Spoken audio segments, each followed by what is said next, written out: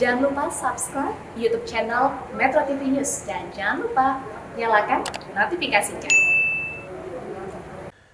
Erupsi yang terjadi di sejumlah gunung api di Indonesia berlangsung hampir bersamaan. Apa saja yang harus diwaspadai? Kita sudah terhubung dengan Kepala Pusat Vulkanologi dan Mitigasi Bencana Geologi PVMBG, Ibu Andiani.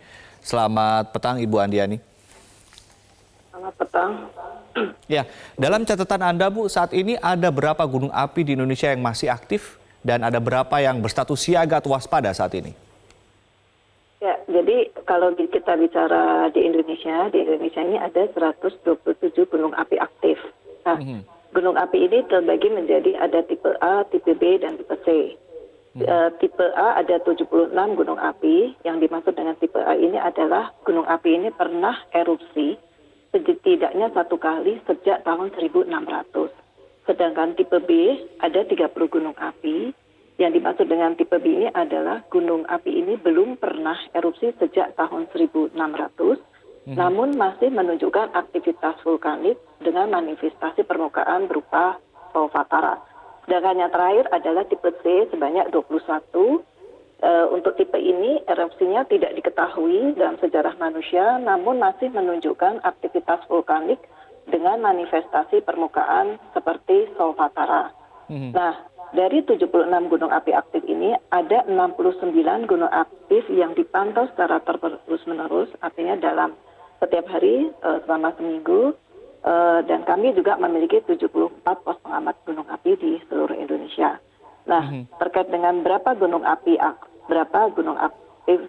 dengan level siaga, hingga saat ini ada 3 gunung api level siaga, yaitu Gunung Sinabung, Gunung Merapi, dan Gunung Ilele-Wolotok yang di NTT. Sedangkan yang berstatus waspada ada 18 gunung api, di antaranya adalah tadi ada Bromo, ada Raung, ada Semeru, ada Gunung Agung, dan lain-lain. Oke, kalau untuk yang dalam tahap siaga 1 atau awas, mungkin apakah ada juga dalam datanya saat ini, Bu Andiani? Untuk yang awas belum ada hingga saat ini. Baik. Artinya wilayah mana saja, Bu, yang saat ini masuk dalam pemantauan khusus oleh PVMBG yang tadi Anda katakan ada berapa puluh yang memang secara spesifik, secara spesial dipantau setiap hari? Ya, sebetulnya tadi sudah dijelaskan ada 69 gunung api aktif yang kita pantau setiap hari melalui 74 pos pengamat kami yang berada di seluruh Indonesia. Baik. Jadi 69 gunung api itu yang kami pantau setiap hari. Ya. Baik, ini mungkin yang jadi berbagai pertanyaan dari sejumlah masyarakat begitu ya. Apa sih sebetulnya penyebab erupsi yang terjadi hampir bersamaan di sejumlah gunung api di Indonesia seperti saat ini yang terjadi, Bu? Ya, sebetulnya erupsi gunung api secara bersamaan itu kan bukan hanya saat ini. Di masa lalu pun gunung api erupsi secara bersamaan itu memang sering terjadi.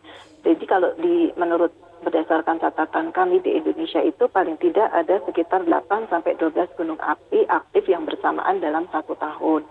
Ini sebetulnya bukan hal baru bagi kami.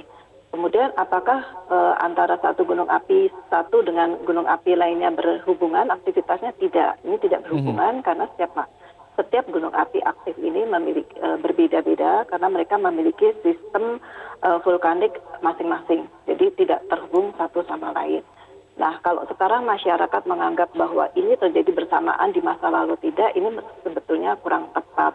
Tapi ini kami juga mengapresiasi karena mungkin sekarang ini masyarakat itu lebih peduli terhadap masalah kebencanaan dan juga pemerintahan terkait gunung apian, kebencanaan gunung api ini juga sangat masif ya, tentu dibandingkan tahun-tahun sebelumnya.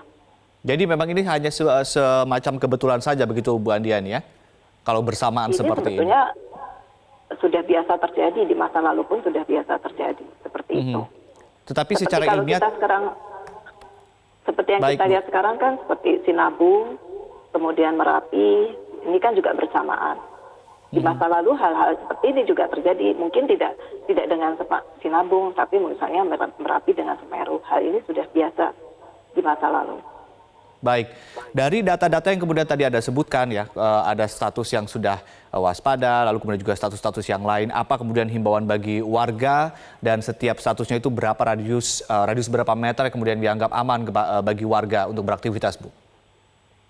Ya, sebetulnya kalau masalah warga yang tinggal di daerah gunung api, tentunya mereka harus selalu waspada, mengingat ini prosesnya sangat dinamis, sehingga masyarakat harus selalu beradaptasi dengan gunung api ini. Nah, masalah berapa radiusnya ini tentunya berbeda.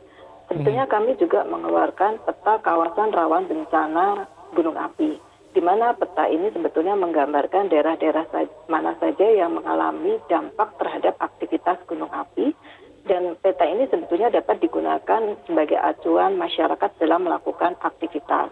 Nah, masalah tadi radius tentunya tidak sama, Pak, antara satu gunung dengan gunung api lainnya. Tergantung dari peta kawasan rawan bencana gunung api. Nah, peta kawasan rawan bencana gunung api ini sebetulnya disusun juga dari sejarah masa lalu, dari peta kegeologian dan data-data terakhir lainnya. Baik, apa yang kemudian ingin Anda sampaikan kepada masyarakat sebagai statement terakhir, Bu, dalam wawancara kita pada kesempatan kali ini?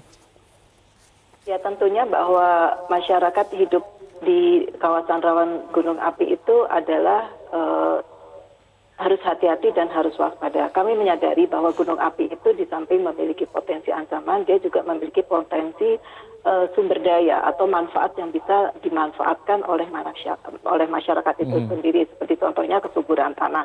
Nah, sekarang adalah bagaimana kemudian masyarakat itu mengikuti petunjuk-petunjuk yang sudah dikeluarkan oleh Pusat Vulkanologi dan Mitigasi Bencana Geologi, karena kami juga bekerja sama dengan BPPD dan pemerintah daerah, bagaimana pada saat aktivitas vulkaniknya meningkat, mereka patuh pada arahan-arahan yang sudah diberikan oleh BPPD maupun kami setelah berkoordinasi dengan kami.